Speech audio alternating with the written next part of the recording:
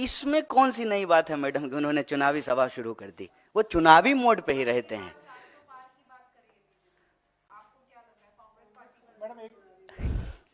एक बात बताइए, अब की बार 400 पार अगर हो जाता तो एन केन प्रकारेण किसी को भी, आपको मालूम है बीजेपी ने आज किसको उड़ीसा में ज्वाइन कराया है? एक बीजेडी का एमएलए जो भाजपा कार्यकर्ताओं के ऊपर गाड़ी चढ़ा दिया। एक तो मुझे नहीं मालूम कि आजकल के नेताओं को गाड़ी चढ़ाने का क्या शौक है। वो टेनी जी का बेटा किसानों पे गाड़ी चढ़ा दिया था। तो ये बीजेडी का जो नेता है वो बीजेपी के कार्यकर्ताओं पे जो है, प्रधानमंत्री जी चुनावी सभाओं में जाकर के कहते हैं कि भाजपा कार्यकर्ताओं की पार्टी है। उनके कार्यकर्ता के ऊपर जो गाड़ी चढ़ा दिया उसको ज्वाइन करा लिया है। क्यों? 400 पार को लेकर के इतना कॉन्फिडेंट होते तो किसी भी स्तर पे जाकर के समझौता करते। अभी आपने देखा कि बिहार में जो है नीतीश कुमार को लेकर के क्या क्या बोलते थे, और अभी जो है सब एकदम सब बढ़िया, एकदम स्वीट स्वीट सा हो गया है। तो मुझे नहीं लगता है, ये दावे हैं, सुनते हैं हम भी, आप भी सुनिए।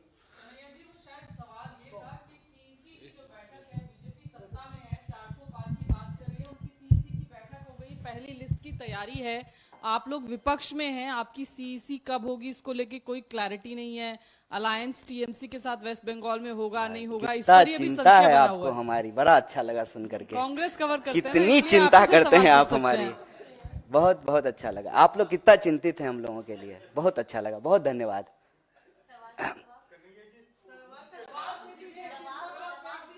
हम ये प्रेस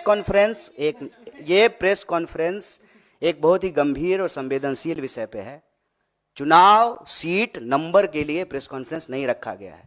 नंबर मैंने आपको बताया, 20 भारतीय लोग रूस में फंसे हुए हैं, बंधक बनाए हुए हैं। अभी 400 छोड़ करके 20 नंबर याद रखिए।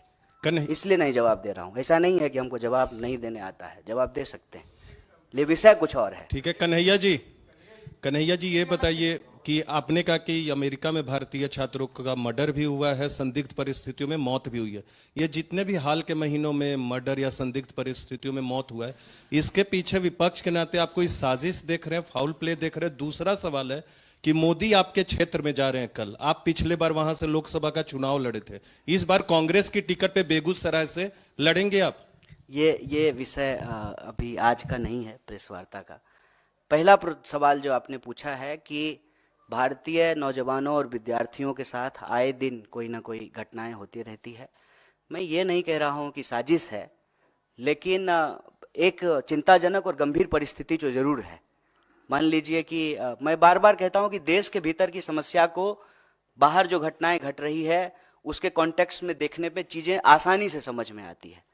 मैं बार बार कहता हूं, मैं बिहार से हूं, और जो है जब हम लोग महाराष्ट्र जाते थे तो हमारे साथ भी जो है कई बार ऐसी घटनाएं घटी। गुजरात में कई बार जो है ऐसी घटनाएं घटी। ऐसी घटनाएं क्यों घटती हैं? ऐसी घटनाएं तब घटती हैं जब बिहार में रोजगार नहीं है और हमको मजबूरी में बाहर जाना पड़ता है। वैसे ही भारत में अगर रोजगार की स्थिति होती तो भारतीय नौजवानों को बाहर नहीं जाना पड़ता। पहली बात तो ये। दूसरी बात, जब हम कहीं जाते हैं तो आउटसाइडर्स को लेकर के एक इनसिक्योरिटी होती है स्वाभाविक रूप से, और कैंपेन भी यही किया जाता है। आप लोग अक्सर सुनते होंगे कि बाहर का लोग आकर के रोजगार ले लिया है, बाहर का लोग आकर के यूनिवर्सिटी में हॉस्टल को कब्जा कर लिया है, यूनिवर्सिटी को कब्जा कर लिया है। तो इस तरह से जो है आइडेंटिटी के आधार पे पोलराइजेशन होता है, ध्रुवीकरण होता है, और नफरत फैलाई जाती है, और नफरत का शिकार जो है वो लोग होते हैं। मैं ये नहीं कह रहा हूँ कि भारत की सरकार की साजिश है, लेकिन ये परिस्थिति है। इस परिस्थिति में भारत की सरकार को एक्ट करना चाहिए, हम ये मांग कर रहे हैं।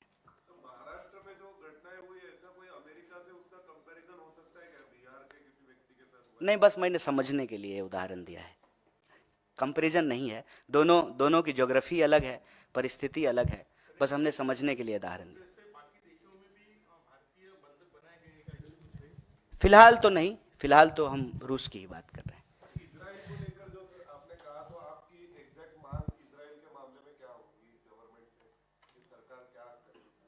सरकार से तो हम यही मांग कर रहे हैं कि आप यहीं रोजगार की व्यवस्था कीजिए। भारतीय नौजवानों को किसी भी परिस्थिति में वॉर जोन में जाकर के काम करना पड़े, जहां मिसाइल चल रही है, गोलियां चल रही हैं, लोग मारे जा रहे हैं, चाहे इस तरफ से मारे जाएं या उस तरफ से मारे जाएं, हम ये नहीं कह रहे हैं, लेकिन उसमें हमारे लोग जाकर के क्यों अपनी जान गंवाएं?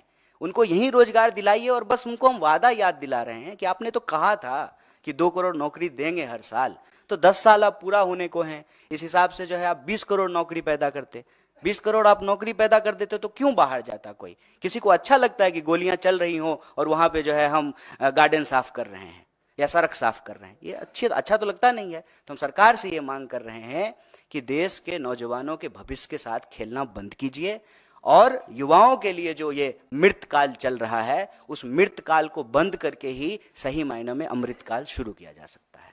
ठीक, धन्यवाद। अब मुझे फिर कभी इसी इशू पे अगर कुछ है तो नहीं तो इसी इशू पे है सर, क्योंकि वहां हमारी साथी ने जो आपसे सवाल पूछा था वो इसलिए पूछा था कि आप कह रहे हैं अमृतकाल चल रहा है। अमृतकाल से छात्रों के लिए अमृतकाल तभी लाएंगे जब सत्ता परिवर्तन करेंगे। आप विपक्ष हैं तो आप क्या तैयारी कर रहे हैं इस सत्ता परिवर्तन के लिए? उसके इसीलिए उन्होंने पूछा था। दूसरे स्पोक्स पर्सन आकर के प्रेस कॉन्फ्रेंस करेंगे।